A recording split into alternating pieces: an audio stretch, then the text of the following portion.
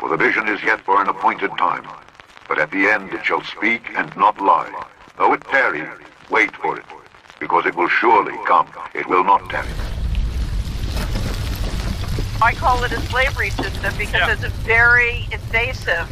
Now we're talking about digital technology that they can put in our bodies and use to read our minds and do all sorts of very creepy things. It's a very anti-life vision. They want a one-world government, controlled by them, everybody being chipped, all your money in those chips, and they control the chips, they control people, and you become a slave, you become a serf to these people. That's their goal, that's their intentions. Goodbye wallets. After all, what's a wallet for? ID? Cards? Not anymore. Oh, and money. We'll be completely cashless. Blink terminals will read your fish.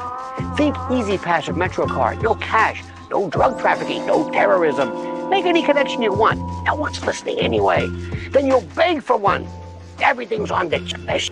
Everyone's on the grid. The grid is a 24/7 real-time tracking of you. Everyone will have this cool space. Everyone's on the grid. Imagine that in the not-too-distant future, shopping as a whole is going to be basically automated surveillance. Interesting as well that the book of Revelation says that there's going to be a time when you won't be able to buy or sell without a particular mark. You can really see how something like that is possible now. You can't just walk into a store like this and try to buy something with cash. It's not even that they won't let you use cash. You just can't. It's impossible.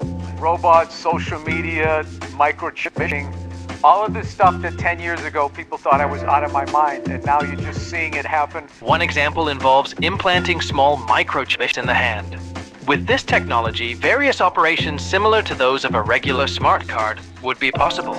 That means, by using this, you can make purchases, buy tickets, and perform a wide range of tasks. People are implanting chips in their hands and their heads. Well, I'm glad they're specific on those two places. This is the mark of the beast.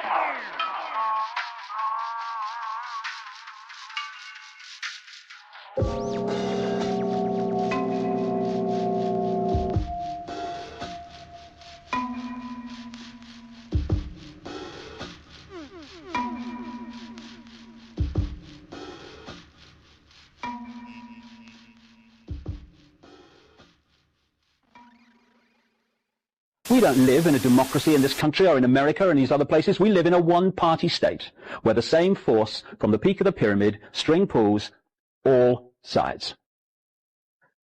The creation of a one-world government to which nation-states would be principalities, administrative units, a world central bank which would administer all financial transactions on the planet, a world currency which wouldn't be coins and notes, it would be merely electronic, cashless society for which there are fundamental implications for freedom, as we'll see as we go along tonight.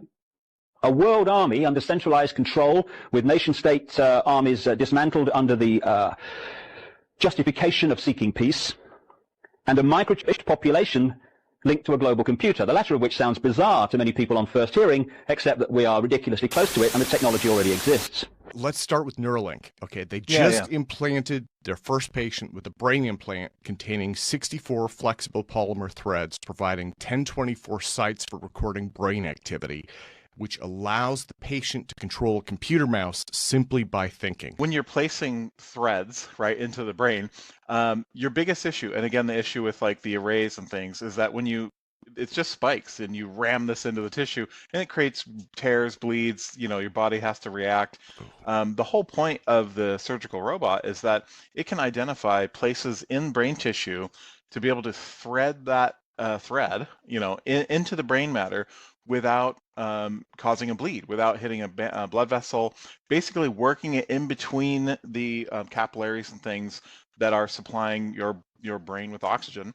And by doing that, there is no reaction. The body doesn't realize they're there. There's no scar tissue formed. And it's really the only way to make this approach that Neuralink is taking, make it a permanent implant or something that doesn't reject or change or become useless over time. All these companies that are bringing these kind of devices that have medical uses, but they also have augmentative uses, they really don't want to talk about the augmentative uses. They want to focus on the medical use because who's going to argue with that? Who's going to say, oh, we shouldn't help these people, right?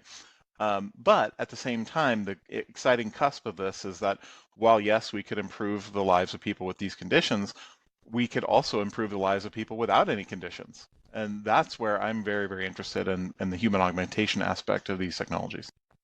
Well, and that brings me to your implants. Again, you are on the leading edge of this. And it just, I mean, in terms of mind-blowing stuff, you actually have RFID and NFC implants in your body right now.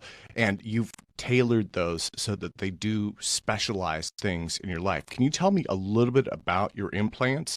You know, it was clear that we needed applications that were beyond the basic, you know, tap the door, the badge on the door, kind of what I call personal scope applications. So my door, my car, my computer. I want to talk about like logging into websites, getting bank accounts, identifying myself for travel, like those kind of bigger applications, broader scope. And so I launched a company, VivoKey Technologies, to do that, to bring secure security features to the implantables, and also to kind of rebrand that approach for the broader scope, because you know banks are not going to be like, yeah, I'll get a dangerous things implant. If you could take that mesh from off the card and implant it under the skin, would you not have the perfect smart mesh biometric identification system? Given the fact that mesh could be made to shut down the minute they were removed from living tissue, it would be an almost foolproof system. Suddenly, the need for expensive hand scan machines or fingerprint readers would be alleviated. Retailers could be sure the chip you had was yours, because the chip would be under your skin.